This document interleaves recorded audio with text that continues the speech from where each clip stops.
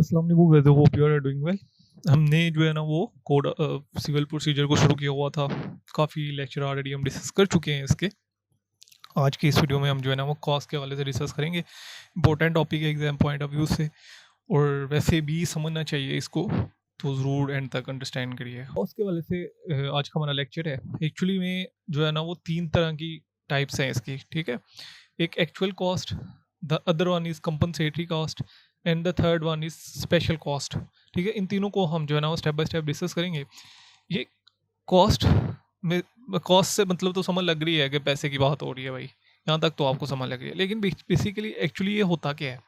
Actually cost compensatory cost, देखिए जब भी कोई भी पर्सन जो है वो को क्लेम करता है कोर्ट में आके, फॉर एग्जांपल मैंने बी के अगेंस्ट सूट फाइल करना है, तो जब मैं उसके अगेंस्ट सूट फाइल करूँगा तो सबसे पहले जो है ना वो मुझे कोर्ट फ़ी पे करनी पड़ेगी। उसके बाद मुझे डॉक्यूमेंट्स जो अटेस्ट करवाने पड़ेंगे, डॉक्यूमेंट्स जो है वो निकलवाने पड़ेंगे, कॉपीज़ लगवानी पड़ेंगी, उसकी फ़ीस पे करनी पड़ेगी। थर्ड, मुझे एक प्लीडर जो है ना इंगेज करना पड़ेगा, यानी कि एक वकील जो है ना इंगेज करना पड़ेगा जिसको मैं फ़ीस दूंगा। उसके बाद जो है ना वो समन की फ़ी, कोर्ट फीस, ये बहुत ज़्यादा एक्सपेंसेस हैं कोर्ट के, जो कि मुझे पे करने पड़ते हैं जब भी अगर मैं केस फाइल करता हूँ। सही है। सेम एज इट इज़ जब दूसरी डिफेंडेंट आएगा तो उसको भी जो है ना वो वकील इंगेज करना पड़ेगा, डॉक्यूमेंट्स की फ़ी, आने जाने का अखराजात, तो ये उसके भी पैसे लगेंगे, ठीक है। अब दो सिनेरियोज हैं। पहला सिनेरियो तो ये है कि मैंने बी के अगेंस्ट केस फाइल किया और मेरा क्लेम बिल्कुल ठीक था, ठीक है, और मैं केस जीत गया। सही है। अब मैं केस जीत गया तो मैं बी से वो पैसे भी रिकवर करवा सकता हूँ जो कि मेरे पैसे उस पूरे केस के ऊपर लगे हैं। कोर्ट फ़ी, डॉक्यूमेंट्स की फ़ी, आने जाने के अखराजात, वकील को जो मैंने fees the, each and everything मैं उससे जो है ना निकलवा सकता हूँ, ठीक है। ऐसे ही सेम अगर कल को मैं केस हार जाता हूँ, ठीक है, और डिफेंडेंट ये प्रूव कर देता है कि जिसने मेरे खिलाफ जो केस फाइल किया था वो झूठा था, ठीक है, इसने सिर्फ मुझे जो है ना मेंटली जो है वो तंग करने के लिए, या जो है ना मुझे मेरा टाइम वेस्ट करने के लिए इसने केस फाइल किया, ठीक है, तो अब मुझे इससे कॉस्ट लेके दी जाए जो कि मेरी उस पूरे केस पे लगी है। मेरे आने जाने के एक्सपेंसेस, मेरे बिजनेस में इतना लॉस हुआ है, ठीक है, डॉक्यूमेंट्स के जो सारी चीज़ें, तो वो कोर्ट क्या करेगी कि फिर वो रिकवर करवा के देगी, ठीक है। तो यही चीज़ें आज हम डिस्कस करेंगे इस टॉपिक में कि एक्चुअली में ये सारा प्रोसेस कैसे होता है और एक्चुअली ये प्रोसेस क्या है, ठीक है, और प्रैक्टिकली ये चीज़ें सारी क्या होती हैं। देखिए कंपनसेटरी कॉस्ट, कॉस्ट के वाले से मैं डिस्कस कर चुका हूँ ऑलरेडी कि कॉस्ट जो है ना वो कोर्ट अवार्ड करती है, और ये कोर्ट जो है ना डिटरमाइन करती है कि कितनी कॉस्ट लगी है, ठीक है। डिटरमाइन कैसे करेगी वो भी सारी चीज़ें हम जो है ना नेक्स्ट डिस्कस करेंगे। सिंपली मीन्स कि जो पैसे आपके, जो अखराजात आपके केस फाइल करने में लगे हैं और पूरे प्रोसीडिंग में लगे हैं, वो पैसे जो है ना वो आप कोर्ट के थ्रू जो है ना दूसरी पार्टी से रिकवर कर सकती हैं, ठीक है। कैसे करते हैं ये चीज़ें भी हम डिस्कस करेंगे। रेलिवेंट जो सेक्शन है वो सेक्शन 35A जो है ना वो बेसिकली 35 जो एक्चुअल कॉस्ट से डील करता है। एक्चुअल कॉस्ट और कंपनसेटरी कॉस्ट में क्या डिफरेंस है, उसके बाद क्रॉस रेफरेंस को हम डिस्कस करेंगे। कॉस्ट मीन क्या होता है, पिक्यूनरी अलाउंस, जैसे कि मैंने पहले बात की है। कॉस्ट का मतलब है, आपको पता है भाई, पैसे की बात हो रही है, ठीक है। लेकिन CPC जो कहती है वो ये कहती है सक्सेसफुल पार्टी जो है, जो जीती है, ठीक है, successful party and recoverable from a losing party, ठीक है। 95% चांस ये होते हैं कि जो जीती पार्टी है हमेशा वही जो है ना वो उसको ही कास्ट दी जाती है। सारी बात है, मैं जीता हूँ तो यही प्रज्यूम किया जाएगा ना कि जो मैं क्लेम लेके आऊँ कोर्ट में वही ठीक है। सम सिनेरियोज ऐसे होते हैं कि जो दूसरी पार्टी है उसको भी जो है ना वो प्लेंटिफ जो है, या जो जीत विनिंग पार्टी है, वो दूसरी पार्टी को भी जो है ना वो कास्ट जो है ना वो देता है, ठीक है। कुछ सिनेरियोज ऐसे हैं। जैसे मैं 3 काइंड्स की बात कर चुका हूँ already, actual cost, compensatory cost और स्पेशल कॉस्ट। इन तीनों को स्टेप बाय स्टेप डिस्कस करेंगे। सबसे पहले तो मैं चीज़ ये बता दूं कि इसका ऑब्जेक्ट और पर्पस क्या है अकॉर्डिंग टू जो है ना वो 2025 ये लेटेस्ट इन टाइम जजमेंट है सुप्रीम कोर्ट की, कि इसका ऑब्जेक्ट, पर्पस और स्कोप क्या है। इसका ऑब्जेक्ट ये है, बेसिक मकसद क्या है कॉस्ट रखने का, कि देखिए बेसिक इसका पर्पस यही है कि जो लोग जो हैं वो फॉल्स एंड विस्किशियस क्लेम लेके आ जाते हैं कोर्ट में, कोर्ट का टाइम ज़ाया करने के लिए आ जाते हैं, ठीक है, या दूसरी पार्टी को मेंटली टॉर्चर करने के लिए कोई भी केस फाइल कर देते हैं, ठीक है। तो इस सारी चीज़ों से बचा जा सके, ठीक है। यहाँ पे इस केस में यही हेल्ड किया गया था, सुप्रीम कोर्ट ने ये हेल्ड किया कि स्कोप इसका ये है, consistent imposition of meaningful and proportional cost routed is statutory authority, ठीक है। मतलब ये कॉस्ट जो है वो स्टैट्यूटरी अथॉरिटी अपोज करेगी, judicial discipline and constitutional imperative essential to deter abuse of process, ठीक है, एसेंशियल इस वजह से एसेंशियल है। और रिस्टोर द प्रोसीजर इंटीग्रिटी, कि जो लोग जो हैं वो basically false and fictitious claim लेके आ जाते हैं कोर्ट में, ठीक है, और कोर्ट का टाइम और वर्क वेस्ट करते रहते हैं, ठीक है, इंटीग्रिटी को हर्ट करते रहते हैं, उससे बचा जा सके। अब ये बेसिकली इस केस में हेल्ड किया गया। एक्चुअल कॉस्ट क्या होती है, देखिए अब पता है क्या होता है, अब मैं थोड़ा सा आपको बैकग्राउंड बताता हूँ ताकि आपको इसकी समझ लग जाए। जब भी आपने एक्चुअल कॉस्ट क्लेम करनी होती है तो आप अपने कोर्ट में आप अपनी जो है ना वो जो सूट है, यानी कि जो दावा फाइल करते हैं, आप प्लेंट फाइल करते हैं, उसी में ही आप लिखते हैं, ठीक है। फॉर एग्जांपल मैंने एक्चुअल कॉस्ट क्लेम करनी है, तो मैं अगर सूट फॉर रिकवरी फाइल कर रहा हूँ तो मैं उसमें ये भी लिखूंगा कि जी मेरे इस पूरे जो है ना वो सिनेरियोज में इतने पैसे आएंगे या इतने जो है ना वो पैसे लगेंगे, ठीक है।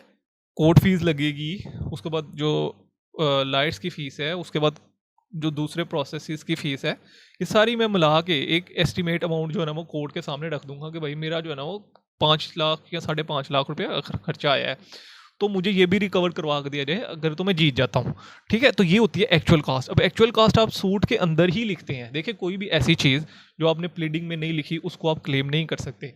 बहुत से हमने ऐसे केस देखे हैं कि लॉयर्स ने प्लीडिंग में नहीं लिखा होता और बाद में वो क्लेम कर रहे होते हैं, ठीक है। तो कोर्ट कहते हुए प्लीडिंग में नहीं लिखा आपने, तो सिविल कोर्ट कभी भी बिहाइंड द प्लीडिंग नहीं जा सकती। कोड ऑफ सिविल प्रोसीजर उसको बाहर करता है, यानी कि लॉ उसको बाहर करता है, ठीक है। तो हमेशा बात याद रखिए कि जब भी आपने कॉस्ट का वाले से लिखना है तो वो आपने प्लेंट में ही लिखना है कि ये हमारी एस्टीमेट इतनी कॉस्ट आएगी, फिर कोर्ट उसको डिटरमाइन करती है एंड पे कि वाकई इतनी कॉस्ट आई है, और फिर जो है ना वो दूसरी जो पार्टी है डिफेंडेंट उससे लेकर दे देती है। ये एक्चुअल कॉस्ट बेसिकली वो कॉस्ट होती है जो कि आपकी एक्चुअली उस केस पे आई है, एक्चुअल से ही आपको समझ लग रही होगी, ठीक है। लिमिट ऑफ एक्चुअल कॉस्ट, देखिए इसकी कोई लिमिट नहीं होती। अगर मेरा 10-20 लाख रुपया केस पे खर्चा आया, मैंने 15 लाख वकील को दिए तो भाई मैं रिकवर करवा सकता हूँ। इंटरेस्ट ऑफ एक्चुअल कॉस्ट, इसमें ये होता है कि एनुअली जो है ना वो 6% इंटरेस्ट लगता जाता है इस पर। फॉर एग्जाम्पल अगर मेरा केस 10 साल चला है तो हर साल के बाद 6% जो है ना उसमें इंटरेस्ट ऐड होता जाएगा, ठीक है। Where cost to be paid is a general rule that the unsuccessful party to a litigation, जैसे कि मैंने पहले कहा था कि जो अनसक्सेसफुल पार्टी है वो ही हमेशा जो है ना वो कॉस्ट पे करती है। तो ये होप्स हो कि कॉस्ट के जो एक्चुअल कॉस्ट है वो आपको पता चले कि एक्चुअल कॉस्ट वो कॉस्ट होती है जो कि आपके केस के ऊपर लगती है। कंपनसेटरी कॉस्ट बेसिकली वो कॉस्ट होती है जब जो है ना वो आप समझ रहे हैं, जब कोर्ट समझ रही होती है कि ये जो कॉस्ट में एक्चुअल कॉस्ट डिटरमाइन कर रही है इनसुफिशेंट है, ठीक है। तो फिर कोर्ट जो है ना वो कंपनसेटरी कॉस्ट अवार्ड करती है, जब कोर्ट को लग रहा होता है कि ये जो क्लेम लेके आया है किन कंडीशंस पे जो है ना वो कंपनसेटरी कॉस्ट अवार्ड की जाती है। पहले तो हम कंडीशन पढ़ देते हैं। कोर्ट को लग रहा है कि जी फॉल्स एंड विकिशियस क्लेम है, ठीक है, या जो डिफेंडेंट ले रहा है वो फॉल्स एंड विकिशियस है, यानी कि वो झूठ पे मबनी है, तो फिर कोर्ट जो है ना वो कंपनसेटरी कॉस्ट अवार्ड कर सकती है। Opposing party, objection bye opposing party, ठीक है, अगर तो ऑब्जेक्शन ले लिया है अपोजिंग पार्टी ने कि भाई फॉल्स एंड विकिशियस क्लेम है और वो प्रूव कर रही है, तो फिर भी कोर्ट अवार्ड कर सकती है। डिसअलो और अबेंडन, अब देखिए केस फाइल किया, केस फाइल करने के बाद मैं उसको विड्रॉ कर लेता हूँ, तो कोर्ट यही प्रज्यूम करेगी ना कि भाई ये इसने टाइम ज़ाया किया कोर्ट का, मैं 2 साल केस लड़ता रहा हूँ, 2 साल तक मैंने कोर्ट का टाइम वेस्ट किया, तो कोर्ट कास्ट अवार्ड कर सकती है, ठीक है। लेकिन इसकी लिमिट होती है 25,000, कुछ जो है ना प्रोविंस में 15,000 भी है, 50,000 भी है, ठीक है। तो ये डिपेंड करता है, प्रोविंस टू प्रोविंस वेरी करता है, क्योंकि जो पंजाब की सीपीसी है उसमें अमेंडमेंट्स की गई हैं, केपीके की सीपीसी में अमेंडमेंट की गई हैं और सिंध में ऐसे अमेंडमेंट हुई हैं, तो ये थोड़ा सा अपने प्रोविंस के मुताबिक जो है ना वो आप इसको देख लीजिएगा। पावर ऑफ हाई कोर्ट की पास भी पावर है, ठीक है, और इट्स एन अपीलेबल ऑर्डर, ठीक है, इसके अगेंस्ट आप अपील भी फाइल कर सकते हैं अगर आपको कंपनसेटरी कास्ट अवार्ड की गई है। कंपनसेटरी कास्ट तब अवार्ड की जाती है जब आपका केस प्रूव हो जाए कि यार फॉल्स एंड विकिशियस क्लेम लेके आया है, यानी कि फॉल्सली ये क्लेम करके आया, कोर्ट का टाइम ज़ाया कर रहा है, सिर्फ और सिर्फ इसका पर्पज़ है। एक्चुअल कास्ट तभी अवार्ड की जाती है जब आप केस जीत जाएं, ठीक है, आप केस जीत गए हैं, आपके हक में फैसला आ गया, आप एक्चुअल कॉस्ट अवार्ड जो है ना वो क्लेम कर सकते हैं।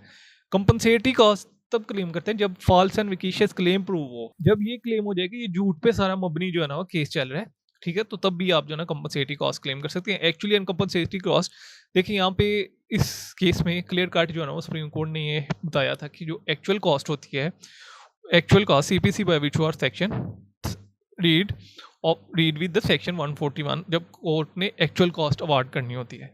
सीपीसी जो है, जो कोर्ट ने कंपनसेटरी कॉस्ट अवार्ड करनी होती है, तो section 35A of the CPC का सहारा लेती है, और जब स्पेशल कॉस्ट अवार्ड करनी होती है तो सेक्शन 151 ऑफ द सीपीसी का जो है ना वो सहारा लिया जाता है। ये इट्स अ डिस्क्रिशनरी पावर जो है ना वो कोर्ट के पास के वो जो है ना स्पेशल कॉस्ट अवार्ड कर सकती है। अदरवाइज अगर एक्चुअल और कंपनसेटरी कॉस्ट अवार्ड करनी है तो ये एक सेक्शन का सहारा लेगी और ये दूसरा सेक्शन का जो हो गया अभी हम इसमें पढ़ रहे हैं। स्पेशल कॉस्ट ये होती है कि कोर्ट को लग रहा है कि जी फॉल्स एंड विकिशियस क्लेम है, सिर्फ टाइम वेस्ट करने के लिए आए हैं। आपने देखा होगा सुप्रीम हाई कोर्ट की बहुत सी ऐसी जजमेंट होती हैं जिसमें जो है ना वो कोर्ट ने कॉस्ट अवार्ड की होती है, ठीक है। तो that's is the special cost. Court जो है वो स्पेशल कॉस्ट अवार्ड कर सकती है under section 151 of the code of civil procedure, is discretionary power, ठीक है। और article 199 of the constitution of Pakistan जो है ना वो स्पेशल कॉस्ट भी कोर्ट जो है ना अवार्ड कर सकती है। ये कोर्ट के पास डिस्क्रिशन पावर है। Special cost can be granted by successful party, ठीक है। And two in case of false and vexatious claim reason to be recorded, और रीजन रिकॉर्ड करेगी for awarding same cost, awarding wrongly and beyond the limit prescribe under the section. और reason भी record करेगी कि वो ये जो है ना वो स्पेशल कॉस्ट क्यों अवार्ड कर रही है, ठीक है। तो ये बेसिकली कॉस्ट के वाले से हमारा जो है ना वो लेक्चर था। इसमें अगर हम डिस्कस करें तो एक्चुअल कॉस्ट मैंने पहले बताया कि जो कि जनरल सूट पे कॉस्ट आती है उसको हम एक्चुअल कॉस्ट कहते हैं। अगर आप फॉल्स एंड विकिशियस क्लेम लेके आए हैं और फिर जो है ना वो प्रूव हो जाता है तो फिर जो है ना कोर्ट आपको कंपनसेटरी कॉस्ट भी अवार्ड कर सकती है। उसके बाद इसकी लिमिटेशन जो स्कोप है, बेसिकली ये लिमिटेड है स्कोप इसका। उसकी रीज़न ये है कि जब आप क्लेम करते हैं ना सूट में तभी आपको कॉस्ट मिलती है, ठीक है।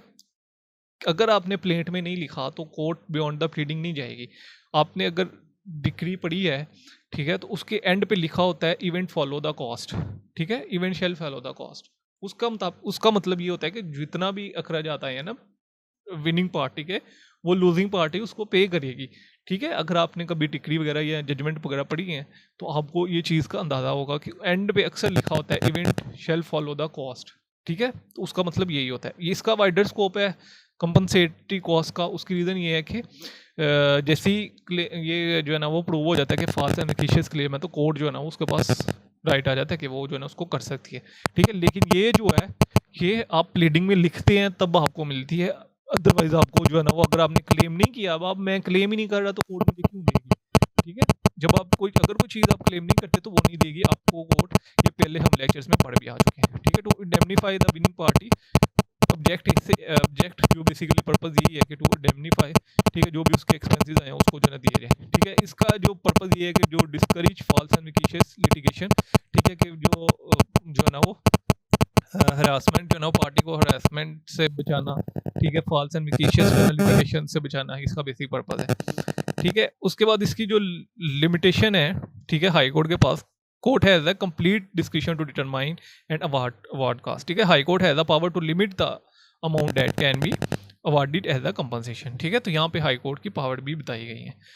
देखिए सिंपल सा हमने इसको पढ़ा कि जो है ना वो सेक्शन 35 जो है वो एक्चुअल कॉस्ट के वाले से डील करता है और सेक्शन 35A जो है ना वो कंपनसेटरी कॉस्ट के वाले से डील करता है। ये नोट्स जो हैं वो आपको इसी के लिंक डिस्क्रिप्शन में लिंक मिल जाएगा, ठीक है। लेकिन उसमें आपको जो है ना वो ये कंपनसेटरी का वर्ड जो है same as it is C is a capital and other जो है ना वो ये स्मॉल लेटर्स में आप कंपनसेटरी वर्ड करेंगे तो उसमें ऐड करेंगे तो पासवर्ड जैसे ही आप ऐड करेंगे तो ये जो है ना वो ओपन हो जाएगा लिंक और आप इसको डाउनलोड कर सकते हैं। नेक्स्ट वीडियो में